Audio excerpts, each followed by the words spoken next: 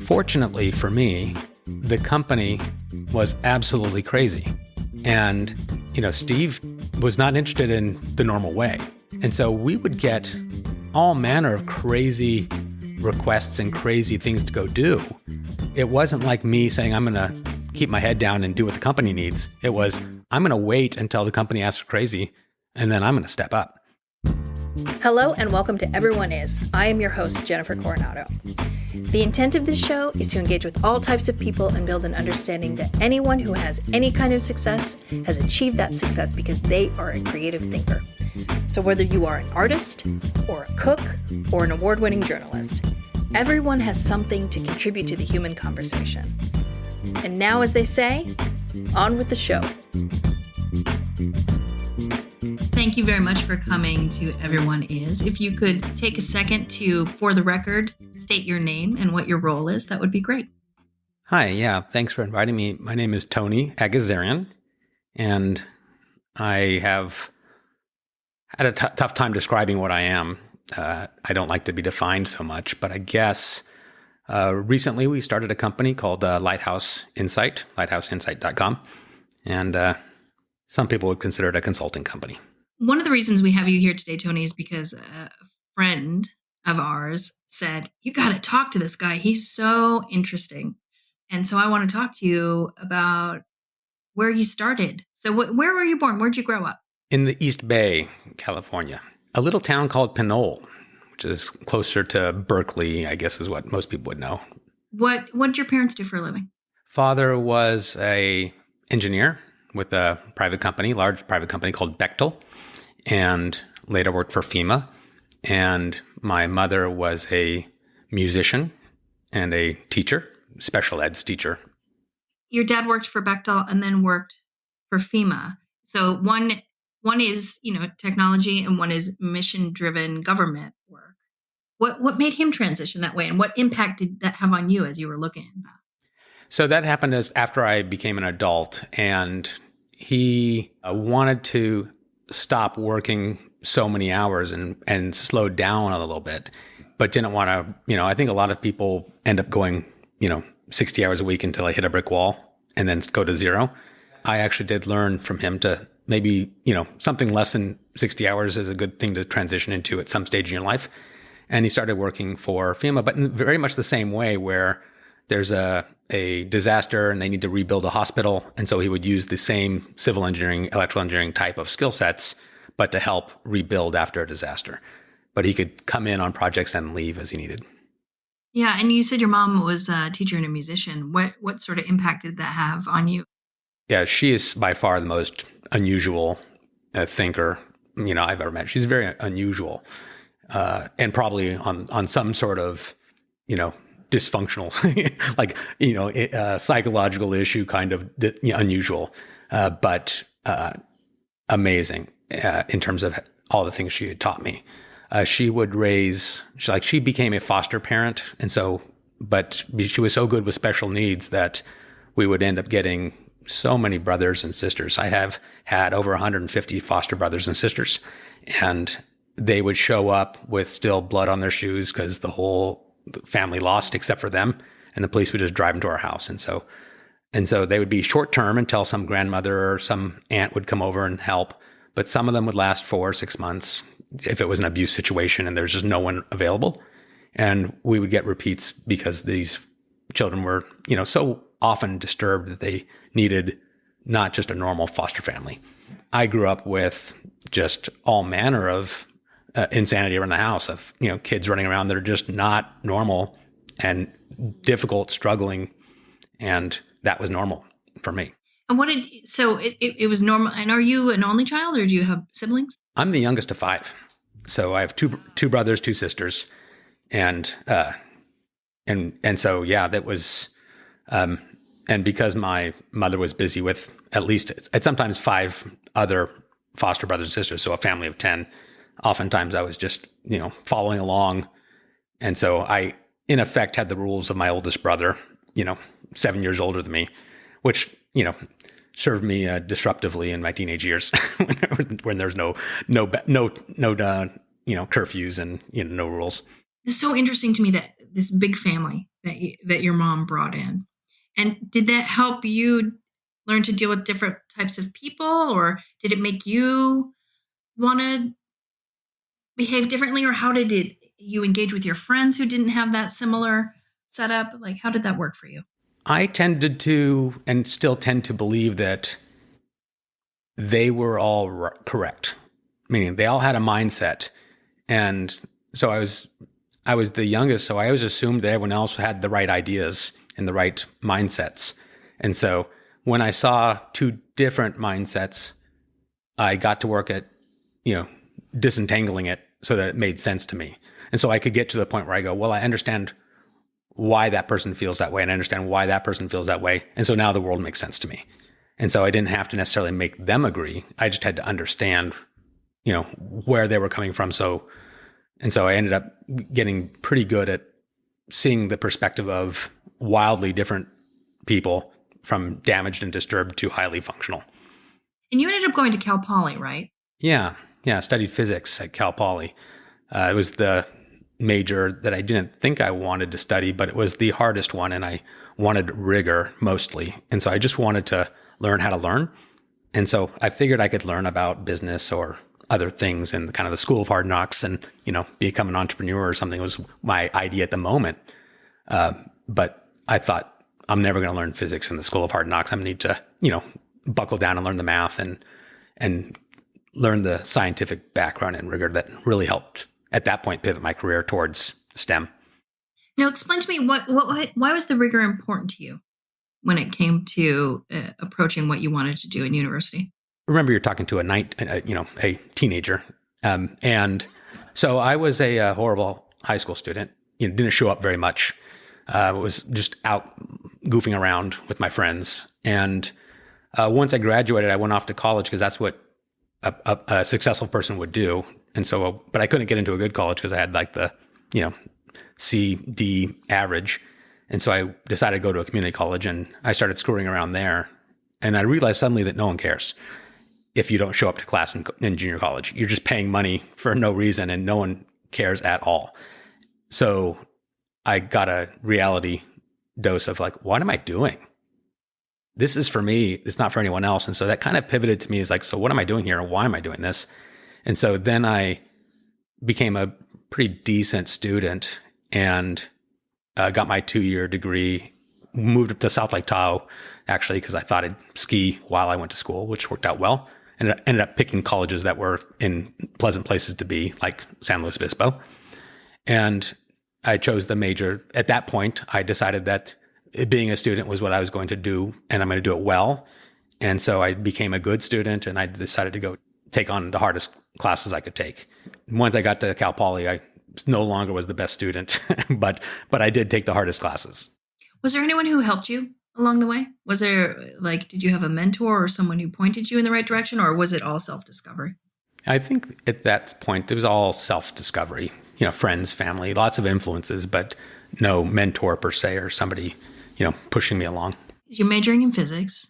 You're coming to the end of your senior year, Tony, and we're approaching life.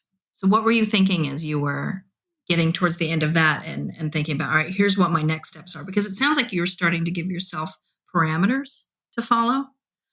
So were you defining an additional step for yourself at that point, or was it still more loose? I wanted a job, and I felt a little bit ashamed at the moment, because if you're an undergraduate physics student in the 90s, you would never get a job.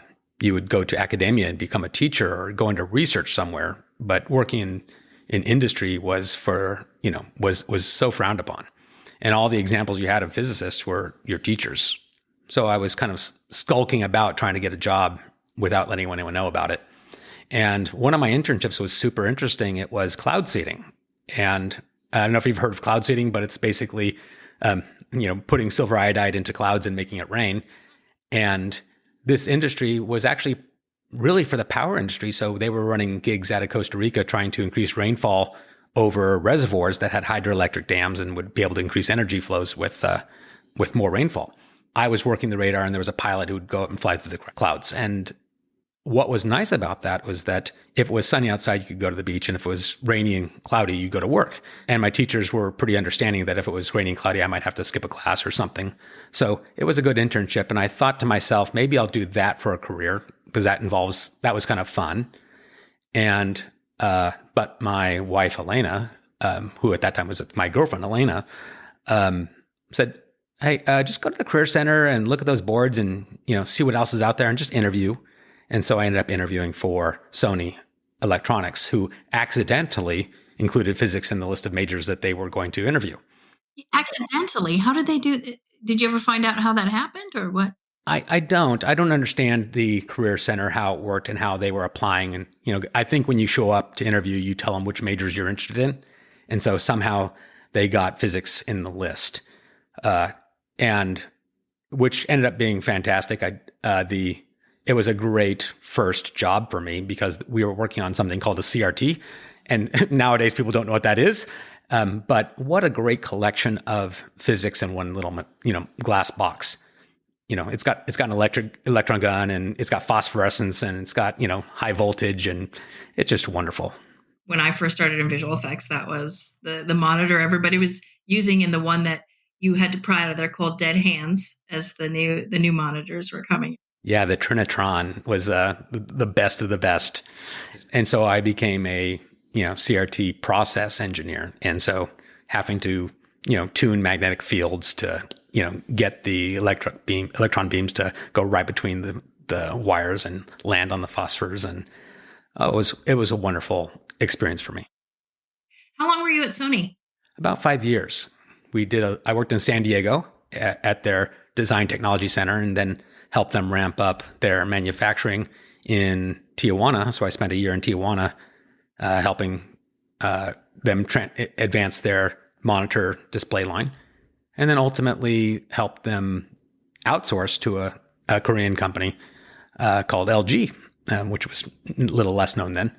And then after that, I knew that it was time to transition back out of Tijuana, and so I poked my head around and I started to get worried about the CRT industry as flat panels were starting to come into existence. And it was pretty obvious that I would be in the unemployment line with the 8-track tape engineers and the vinyl record engineers if I wasn't careful.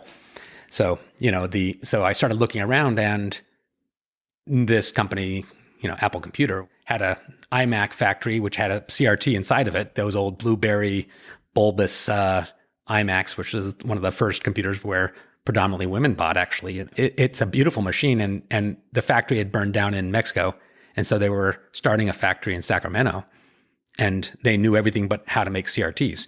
And so I was able to pivot out of the CRT industry and into the computer industry without taking kind of a sublateral, change in career. So that was like, for me, a lifeline. When you did the Apple thing, did you have a connection there and that's how you got in? Or did you just cold apply, send a resume in as we did in the past? Or how did that work for you? No, just a fantastic engineer named Chris Mortensen was there and just researched and looked around and found me and asked me to come up for an interview. And the interview just went really long. I, showed up, and the next thing I know, they didn't know anything about CRT, so they're trying to quiz me, but they don't know what to ask. And so the fun part was they just took me to the factory floor and started walking around, and I spent a few hours fixing things on the line, and they're like, okay, this is right. And so that was a perfect fit for me. You fixed things on the line for them? Yeah. In the interview, they were having troubles with magnetic fields and things like that. And they didn't understand the impact of magnetic fields on TVs. And, at the early days of TVs, you had to actually position your TV, carefully in your house even to get it to work correctly. But because of what we were able to do in a factory to make it tuned for all directions, you don't have a problem when you bring it home. But if you don't have the magnetic field right in the factory, you're going to have a problem if somebody turns their monitor facing north in their living room. And so, we had to be very conscientious of what was the magnetic fields like in the factory. So you have to actually develop a series of magnetic coils, like 2 meters in diameter, to control magnetic fields around your factory. And so, again, a wonderful application of physics to figure all this out. I just want to point out to you that interviewed a lot of people over the years, and not many of them come in and actually solve problems in their interviews. So that's pretty unusual, and that's pretty amazing that you did. Yeah, it was actually quite a bit of fun, and I tend to be comfortable with kind of a, let's, if you're not sure if I'm the right person for you, then let's just solve some problems together and we'll see how it goes. And that works out well. Is fun a big thing that you need in your job? Oh, absolutely. I have been an adrenaline junkie through my teenage years and college years, but at this point, fun is solving problems or talking to you, but in general, I look for a laughter and fun in most of the things I do. But you said adrenaline junkie. What were some things that you engaged in? Well, in high school, it was always kind of the rebel, and not so much sports, but mostly down the pathway of going out and driving your car a little too fast, or TPing the high school or something like that. And that got a little old. But then when I moved off to college, I went to South Lake Tahoe, and that became a series of hobbies of, I guess I'll ski, and then I'll ski faster, and I'll do ski jumps, and then let's do snowboarding. Let's learn about that. And then there's water sports, and then there's rock climbing, and then there's cliff jumping, and then there's skydiving. And then there's, you just start adding to the list of things you do, to the point of where it's at some point you're always looking for something that gives you a little bit of a scare, and then training yourself to be highly functional while being, a little out of your comfort. That's so interesting you say that, because I think, your frontal cortex develops. I've been reading about this lately, when you're around 25, right? But if you can keep engaging in things in that way, it sort of keeps your frontal cortex a little bit alive and open and creative. As you get older, learning to function is very important, but sometimes you can lose some of that creative juice if you're not careful to keep engaging yourself in new ideas and new things.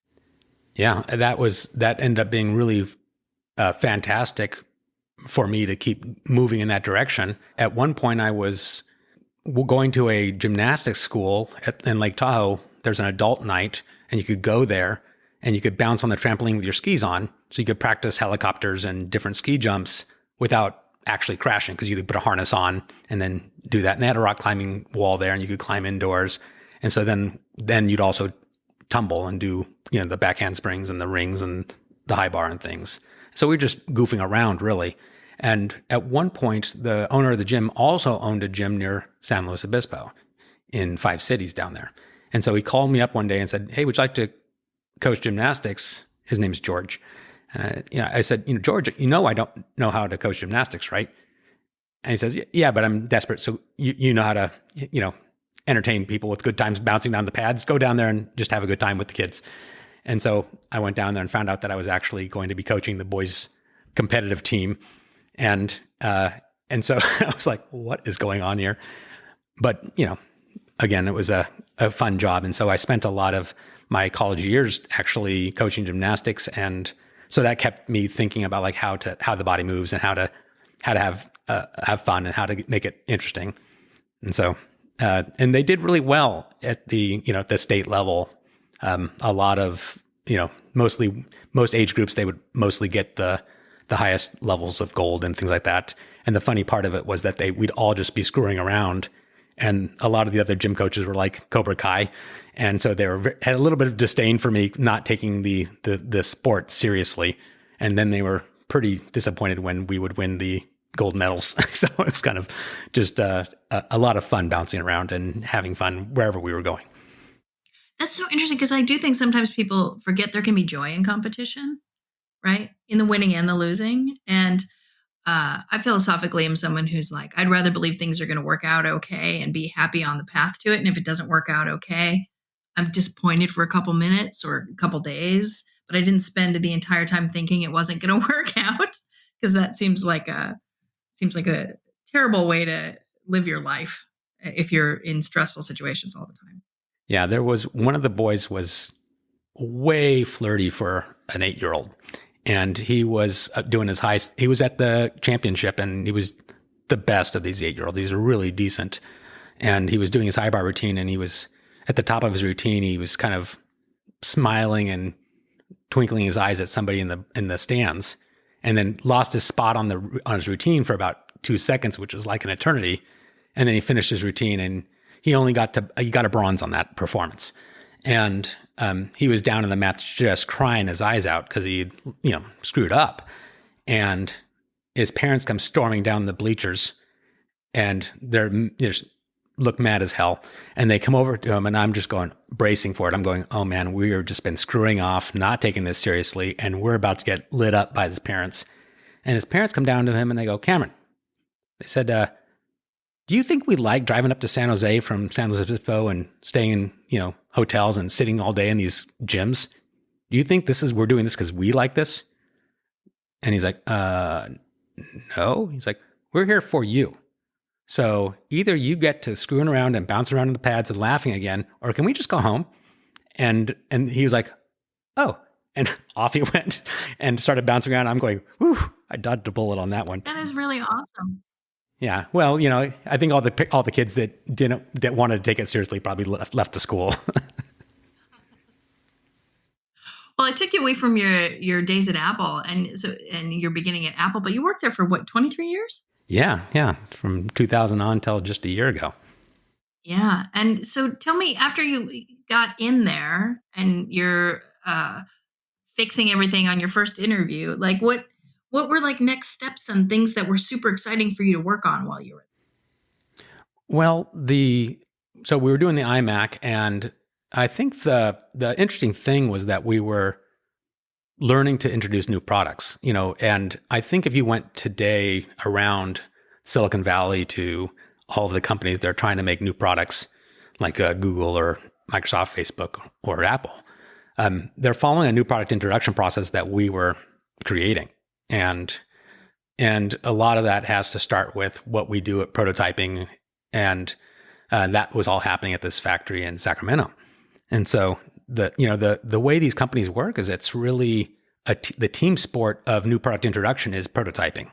And so if you think about how you design an iPhone, you would imagine people would go off in their corners and they would write software over here, and they would do an electrical schematic over here, and they do a mechanical CAD drawing over there.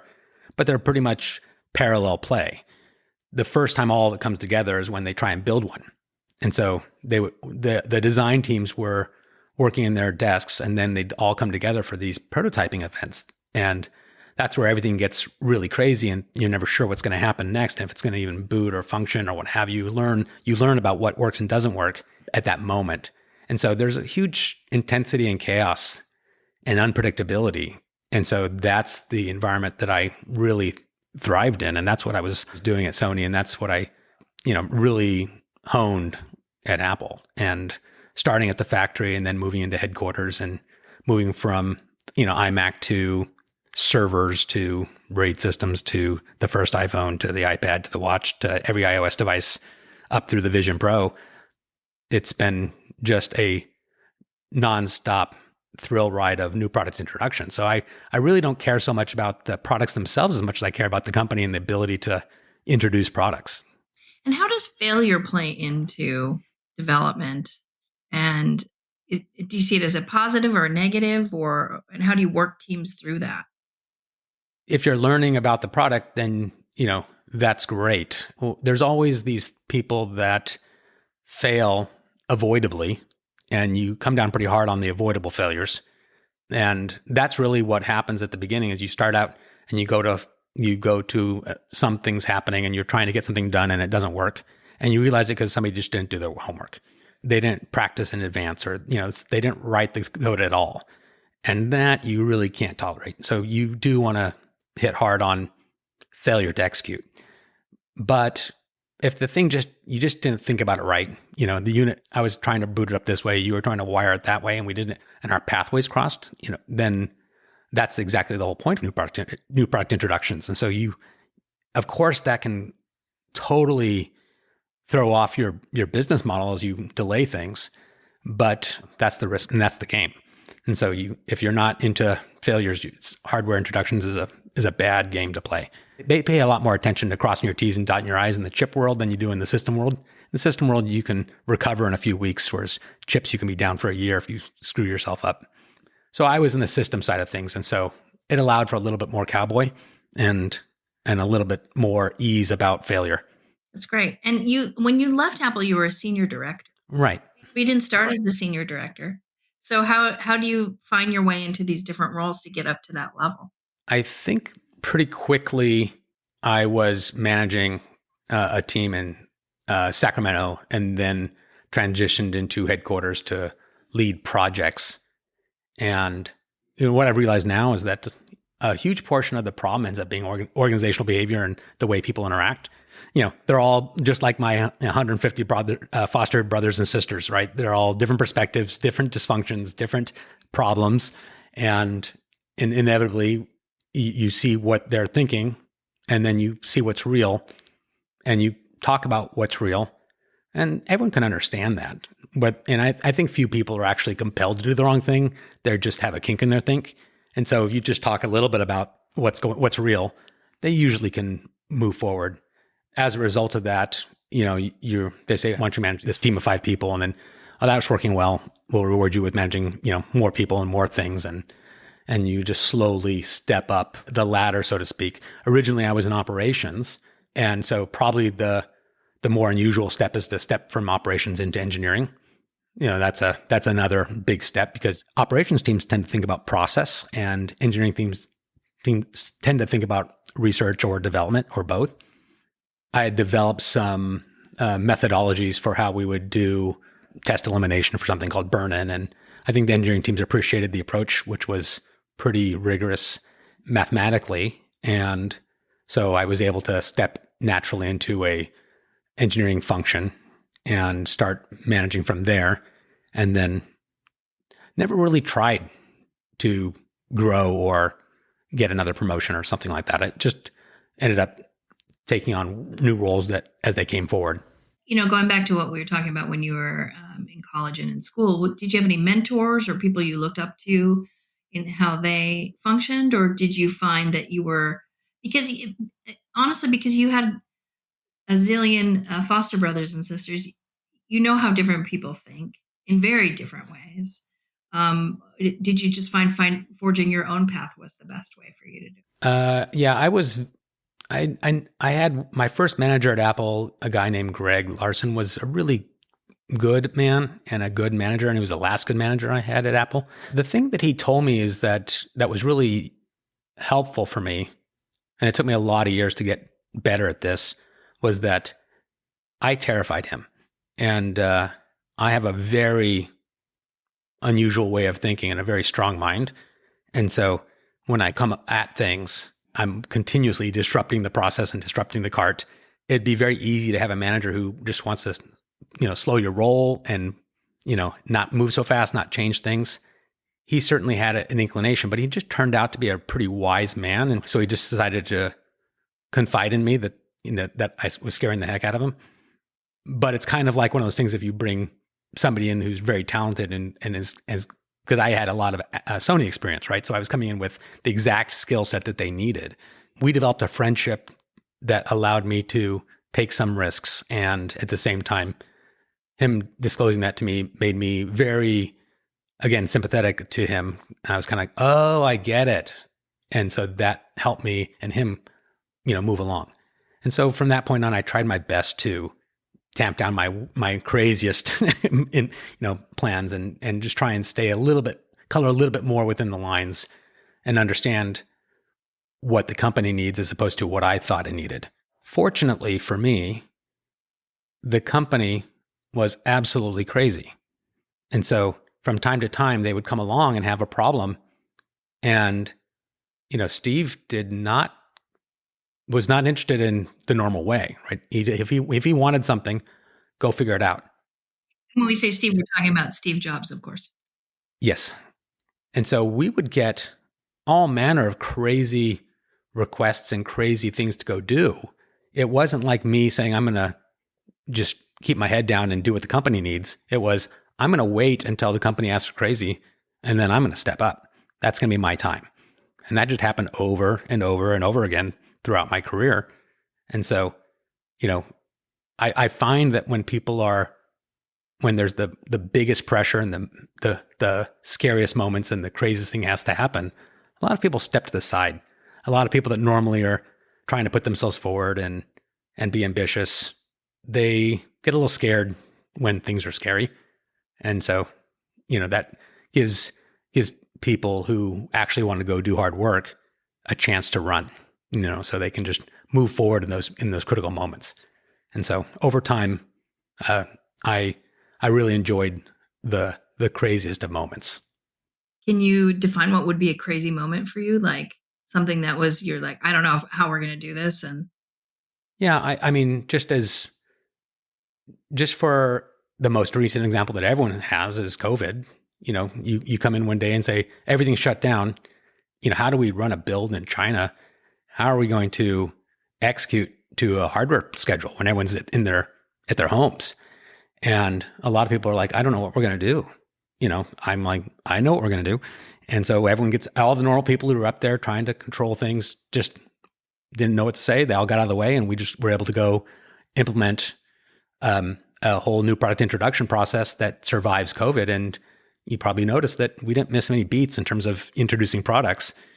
And what I think is fascinating is that if you look back over time, each time the rest of the world was suffering, whether it's a 2007, financial crisis and we come out with an iPhone, or the dot-com crisis and we come out with an iPod, or, COVID and we're working hard at the Vision Pro, all of these moments where there's huge layoffs, there's huge uncertainty, and there's huge fear. We were the contrarians of the market, where we were just doubling down on something truly, magnificent. And, I think Steve and Tim, I think they went through some hard times financially, but they saved up a lot of money and enabled us to go and do things, at those moments. And so I was super lucky to have been able to be on those first teams to go do those things when, everything else was in, chaos. But do you hire team members that scare you? Is that your philosophy, or? No, absolutely. I had a friend of mine, one of my best friends likes to make fun of me, and somebody would come up to me and go, wow, Tony, you're just so smart. And he was in front of him, and he said something to him like, Tony's not that smart. He just surrounds himself with smart people. And the other guy says, well, that sounds smart. But I had to think about it. I went, that's probably true.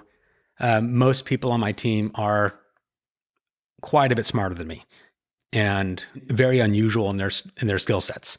You take, for example, our mutual friend, Wayne, he's just got a series of skill sets that I can't even approach. And so can be intimidating because he's also a pretty straight shooter. So he'll tell you where you stand, right? If you looked at my staff, now remember when I was a senior director, I had like 500 people working for me. And then through contractors and third parties who basically ostensibly thought they worked 100% of their time for me, was about 5,000 people.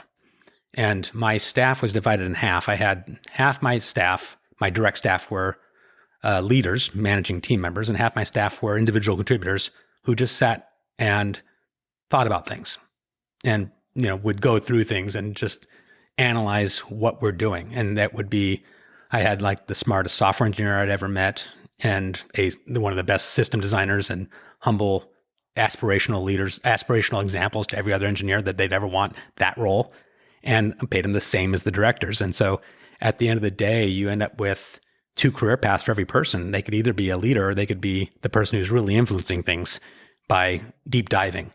And I called that my technical staff, and they would influence me all the time. I remember one time at the beginning days of COVID, I was like, okay, let's go solve this problem. And I was like, we have some hard work to go do. And I started describing what I think we needed to go do. And, it was my technical staff, not my management staff, who came to me and said, you can't do that, right? And I was like, what are you talking about? People are scared, and they're at their homes, and they're trying to take care of their kids. And so just pause for a moment before you start beating the drum too hard. And so I went out and deleted my sort of Slack message or whatever I was thinking about saying, and, reined it in a little bit and balanced my perspective over what we needed to do with the team and how we were going to make the company successful. Also, because I have so many ideas that don't work, you have to have people that tell you they don't work. So that's important, because sometimes people, particularly who are successful like yourself, they get to a point in their career where they don't want to hear the no anymore, right? They don't want to hear that's not going to work, which you sound like you were that person early in your career. And I think they become lesser in their roles because they can't admit when they're wrong. So I think it's great that you sound like you're able to know, all right, maybe this person has the better idea. I love the idea, Tony, of the two paths, because sometimes I think in a lot of companies you go, well, management's the only way you can really make a better salary, but not everybody's equipped to be a manager. Some people are just, as you said, good individual contributors and big picture thinkers. And so when you try to fit people into a box where they need to shift towards management, but they don't necessarily have that skill set, it frustrates people. The people that were my technical staff really were horrible at management. At some points, I tried to have them manage people, and it just turns out that level of genius doesn't blend well with, managing people who are not quite as good, because either they're overly conflict oriented or they're passive and too passive. And so you got to have this striking that balance of, what to do with an employee. And so they're very hard to manage, these technical staff members. And so you have to realize that the difficulty of managing them is worth the output, the one-off earth-changing idea, or how to really simplify a problem, or the credibility of your organization really at whole. Yeah, absolutely. And I think sometimes people too, when they see like a leader title or whatever, they're like, well, I want to do that because that's the best job. Well, to be honest, the leader title is not the best job. It's your job as a leader is to make everybody else around you do a good job. And so sometimes that means you giving up the cooler, sort of sexier stuff that might come with what you think is cool about you. Yeah, absolutely. I'm very well known as probably one of the best delegators at Apple. I got really good at giving away work, but you have to give away autonomy and authority at the same time to get it to work. Yeah. Now, why do you think delegation is important? Well, remember I was running a very large organization, but even at my first management responsibility, I was so frustrated with how management wouldn't listen, and I had ideas of how we could solve things, and they just wouldn't listen to me. It was actually one of the hardest things I did. So when I'm the first manager, I'm going, okay, the first thing I'm going to do is start letting other people have their ideas. I finally had my moment of power where I could roll out all of my ideas unchallenged. And the first thing I did was to surrender that to my employees. And so that was pretty hard for me to do, actually. But because I had that frustration, I decided that I wasn't going to be that. And so pretty early, I surrendered judgment. And in general, I still had my thumbprint on a lot of things. I think the key there is you just can't hold people you can't be prescriptive and hold people accountable at the same time. You have to choose. Either I'm going to tell you what to do, in which case, if it works, it's my credit. If it fails, it's my fault. Or I hold you accountable and let you use your tools and methods. And so that ends up being the better model. So I would just hold people accountable, and then they would come to me and eventually realize they're going to get grilled for failure because they don't have a good enough strategy. And so then they come up and say, well, what are your ideas? And then I could still share my ideas, and then they could choose which one was best. And that was basically the birth of the technical staff approach, which is having a group of people standing around here really helps you, because if you're accountable, you'd rather get the answer right than to get your way. You're going to get, when you're accountable, you better get the answer right. And I do think that Apple doesn't care, about you getting your way or your ideas. They just care about getting it right. I think that model worked really well there. It's so great that it sounds like you found the perfect culture for yourself. Curious why you retired from Apple. Yeah. And now you worked with the Stimson group as well, which you're sort of a board member on that. And that's a think tank out of DC, right? Yeah. My son went off to college and we had an empty nest. And so it was a good time for us to celebrate life. And so I knew I was going to be taking some time off, and that's really an employee mindset, isn't it? I'm going to take a year off. And so now I've realized that I wasn't taking a year off. I was actually just leaving the boss having industry. I started reaching out and started to understand, because one downside to being part of a company like Apple is that you become very insular. You live and breathe and, think about Apple products. And that has a huge impact. I'm really happy about the work that I've done there. However, I didn't know anything else that was going on outside. Right? It becomes your identity. Oh my goodness, I can't tell you how right you are, is that, my brothers and sisters would introduce me. This is my brother. He works at Apple. His name is Tony. Like, my name is third on the list. And so, yeah, it was really a problem for me to, think about leaving that identity behind. Ended up doing a mushroom trip with a guide to help me get through that. And it was like a light switch fix. And so that went away really quick. So that was solved fast. The idea of reaching out and looking around was really the most important element of my transition. Because then I started paying attention to what was happening. And at that time, we were having, Ukraine war had broken out. And so I was trying to help with Technologist there, and started getting a little bit more involved. And so somebody would introduce me to other geopolitical issues that are popping up. And before I know it, I'm talking to the Stimson Center, who works on geopolitical issues. And there's, 6,000 or so think tanks in the United States, and most of them are in DC. But, most of them are just places where angry people who aren't in power, when the Democrats are in power in the White House, the Republicans all join think tanks and write, hate pieces, and vice versa. And so I didn't understand any of this when I was getting involved. But this one center is apolitical, and they don't just publish white papers; they actually do stuff. They're on the ground in a lot of areas. Yeah, so I started getting involved, and I'm going, oh, this is fun, because I dig in a little deeper to their chemical non-proliferation effort, or I study what they're doing with rhinoceros preserves in Africa, and so they just go through and try and solve a problem that no one else has been able to solve, and then prototype it, and then they just try and get rid of it as fast as possible so somebody else will take it and run with it. That's their mission, and so I couldn't be happier to be involved with that type of thing, because you just get to learn about what's happening in the world.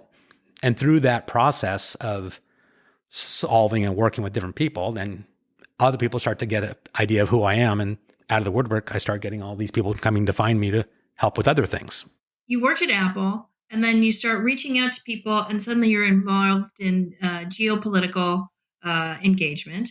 And who do you reach out to start being involved in that? Like, how does that happen? And how do you end up at the center that's named after the former Secretary of War from, the Roosevelt administration? Like, how did that happen?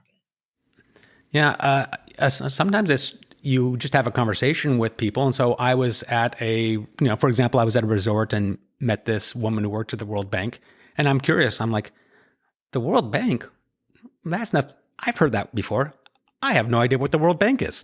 And so I just like, what are you doing? What does that mean? What happens? And I just try and understand that. So I just spent hours listening to her talk about what happens at the World Bank. And then she would ask me, like, what are you doing? And I'm like, I'm thinking about what's next for me. And I'm trying to understand a little more about, how I can help.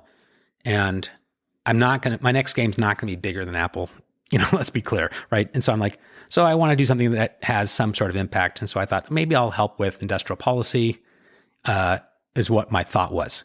And the reason why I thought it would be useful is because I spent 20 years dealing with industrial policy. And so when you tell me what the US and China are going to do with their currency or their import or their trade laws or what have you, I will tell you what Apple or Google or anyone else is going to do about it, and how they're going to work around your policy so that they can still make the rest of the world work.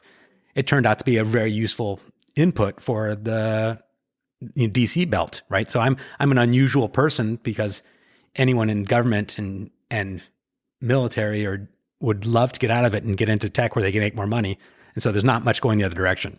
And so for me to be able to go over there and say, I know a little bit about what industry will do when used that industrial policy, ended up being a useful thing to them. And so got me more introductions. And So once I started talking to somebody at the World Bank and I told her what I was looking for, she said, oh, you should talk to this person. And that person was working on humanitarian shelters in Ukraine. And so I started helping him with some shelter work. And I went to Ukraine to work on some shelter work. You went to Ukraine? Yeah. During the war, I actually discovered that I don't really like charities. I don't trust charities. I feel like you give them a bunch of money and where does it go? I don't know. I don't mind giving money as long as I trust that it's going to be used for good. And I know there's a lot of corruption in Ukraine. So I went out to actually let's go take a look and see how we can help. And I found some of the best, ways to help from a humanitarian perspective, because this gentleman, Eric, had developed, a shelter that you could build for about $3,000 on top of rubble and, get a family through the winter. That's a big problem with these displaced people. And so I went out and I looked at places. And for example, one place we were working on they were retrofitting an old dorm. And so the government had given the real estate over. It cost us about $3,000 per home to retrofit the electricals and get new kitchens and new showers and things. And the government realized that if we put displaced persons in there, that they couldn't even afford the energy because of the war. And so these buildings had free rent and the government paid for their energy.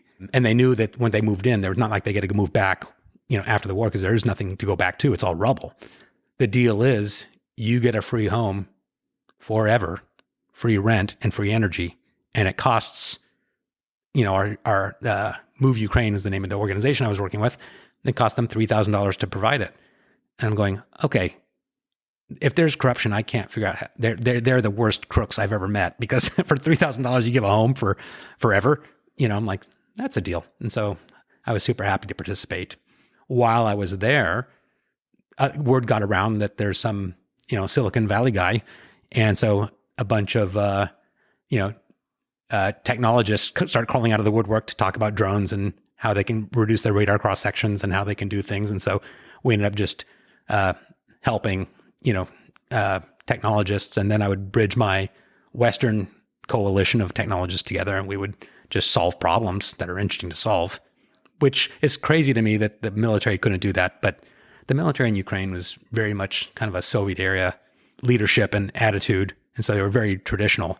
And so it's all the 20-somethings that were, climbing in their cars and driving to the front lines to disrupt that really, stopped the immediate rollover of Kiev and things like that. So it just ends up being a bunch of technologists who are all trying to solve a problem. It sounds to me, Tony, like you went to another interview and then you went down to the assembly line and you started fixing things again. Oh yeah, absolutely. It was a lot of fun to solve problems that they were trying to solve and how to integrate technology. And I think that through some of that work, Ukraine's going to become one of the epicenters of drone technology and manufacturing, as we go forward, because that's what they've built out. So Tony, you've done this, you have your consultancy you've started now. Like, what's your next big idea for you and what you want to do? It's kind of funny is that we are starting a company, and I do the opposite of every book you could ever imagine on how to start a company, because their ideas are, hey, you got to focus. And I'm like, or I could just do like 12 different projects. And they're like, and you got to be all in 80 hours a week. And I'm very much on the pathway of, I'm going to go spend a month in Australia with my wife and, get on a sleeper train and have a good time. And so I have no ambition to grow it. I have an ambition to stay busy. And because of the things that I do that are problem solving in nature, people come find me. And so I end up just having people knock on my door, once every couple of weeks with kind of a new thing that they're trying to do. And I try and help them. And if it's a pro bono, make the world a better place cause, and they're all working for free, then I'll work for free. And if they're out there to make a buck, then they need to pay me. And then the other part of that is that people who want to live a different life than what everyone else has been doing in the grind, they're coming to find me to go, how can I do more of that? And so I get a lot of career coaching conversations that popping up where people are wanting to do exactly what I'm doing, which is, float around and get involved with some things, but not take life too seriously. I'm really enjoying, and I want to bring more people on board that actually want to have a good time and want to have fun and solve problems. And so that's kind of what I'm doing right now. And so I do a little bit of some training on how new product introductions work, or I'll work on some startups, or, work with teachers, helping them buy homes or start nonprofits, things like that. And so I don't have a plan of where this goes. I just know where it came from. So I think the next thing is just to keep helping people. And what I like about this is that there's no one coming to me that doesn't want to solve a problem. And so, my method works very well when everyone wants to solve a problem, and works really badly when there's a particular interest that doesn't want the problem solved. And so, for example, I don't think I could probably help out with renovating rethinking the healthcare industry. There's just too many people who want it to stay broken. It's just maddening, right? And so you end up with that kind of thing is probably not my best fit. But there's lots of people who are at a point where they are all in on solving a problem, and that they ask around, and my name pops up, and I come over and I'll help people work backwards through their problem and figure out how to unblock all the things that are preventing them from rethinking this. Education. You talked about being passionate about helping with education. Can you talk a little bit about what you're doing in that space and why that's important to you? I tend to adopt purpose, meaning that I like solving problems. And so I tend to not be so passionate about one particular cause or another, but my wife likes the climate to be solved. She likes civil liberties for women. She likes education. And so those are now things that I'd like to help out with. And so, I'm not from Ukraine, but no one likes a bully. So I'll help out there. And, any place I can go help is good for me. And so with education, it's an interesting thing is that I'll tackle any variety of things. And so, for example, I have a friend of mine that's a teacher that can't buy a home. Why not? You realize that there's a lot of reasons why teachers can't buy homes, and none of them are blocking. They're all just stacking, and it just seems insurmountable. What I've learned over time is that 30 non-blocking issues don't add up to a block. And so you just have to work through one at a time. And so I would say something like, why can't you buy a house? And the answer is, well, can't afford a house. And I'm like, well, that's why we'll get financing for a house and what have you. And I have enough money to go help them buy a house, but they're not interested in charity. They want to, own their home. And so we would do something like, I would then create an LLC, and we'd be 50-50 partners in an LLC. And so I said, okay, this LLC is going to go buy a house. And I put no money into this LLC. They put no money into the LLC. And so we go find a house and we say, we're going to buy this house, and we're going to be equal partners in this. It's unilateral exit, which means if I get tired of this, I push a button and the house gets sold. If they get tired of it, they push a button, the house gets sold, and they have the right to buy me out at any point in time. And I hope they do. And so then we need to go get money. Of course, there's no down payment available. In fact, we need more than 100% financing because we have to be able to pay for a roof or something like that. And so you work backwards from there and you say, okay, well, we have to get a loan. So let's go see if we can get a loan. And it turns out the bank of Tony and Elena are willing to give a private loan to this LLC. And so, these places are around the United States we're not talking about multi-million-dollar places. We're talking about a $200,000 home. I can give a private loan to this LLC, which is a good win for me because, back at that time, there's no interest coming from anywhere, right? A loan is a good business for me, and they got a loan that they couldn't otherwise get. And so we give a loan for like 101% or 105%, depending on how much money we need in the bank to cover, incidental urgent causes. Next point, which is, well, what interest rate do you give them? And the answer is I gave them a good rate because the risk is very low. And so if you went to a bank and said, how this is a 100% loan, you have to give, it would be extortion level rates to get that. But that's because they don't have the ability to sell the home. And I'm the decision maker on whether this home gets sold or not. And so if I don't like what's happening as either a member of the LLC or as the bank, I can just push a button and the home gets sold. And so this is a very low risk loan because I know the person who bought the house, me, and I know the property. I've reviewed it carefully. And so at the end of the day, it's a low risk loan. So I give a competitive rate, which means even the interest rate is lower, so much lower than the teacher could get by themselves. And probably even I could get by myself if I wanted a 100% loan. And so now they have a home that they otherwise couldn't get. I'm making money as a lender. And I also get 50% of the profit of this home, but I do nothing. They do the property management. And so lots of investors might say, well, why don't you just buy the whole house yourself? And the answer is, I have to pay 10 or 15% in property management fees, or I have to go, unclog toilets. And so the teacher has a home, everyone's winning, and they don't feel like there's any charity in this. In fact, if you think about this issue right now, you probably think to yourself, who got the better deal?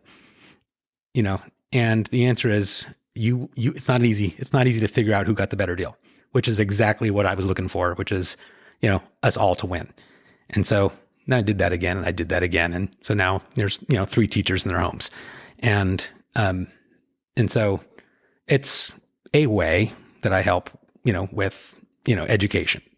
And sometimes I'll work with Icon Academy or other people to ideate on how they can, help democratize education so that you can learn online and maybe get credentials. It may not be as good as a brick and mortar school, but, if you can get free education and get free credentials, then the driven can achieve something. Just makes a better society. And so, I'll approach whatever problem I can find. I'll go down to Cal Poly and I help, talk to students and connect them to jobs and things like that, and give little speeches, mostly around STEM, because the same thing. I know that their teachers, all they can see is academia. They can't see industry. When I show up there, the Apple guy who introduced their first iPhone, who was a physics student, it's sexy enough that it can compete with, I'm going to go into research, or I'm going to be a professor. And so they can see that as an industry option, and they don't have to go on to a PhD program if they don't want to. You give them options, of what they can do with their life. Well, Tony, I'm so glad that we found you and that you were willing to talk to us today. We appreciate that. Thank you. It's been a lot of fun. Thank you for listening to Everyone Is. Everyone Is produced and edited by Chris Hawkinson. Executive producer is Aaron Dussault. Music by Doug Infinite. Our logo and graphic design is by Harrison Parker, and I am Jen Coronado. Everyone Is a Slightly Disappointed Productions production, dropping every other Thursday wherever podcasts are available. Make sure to rate and review, and maybe even like and subscribe. Thank you for listening.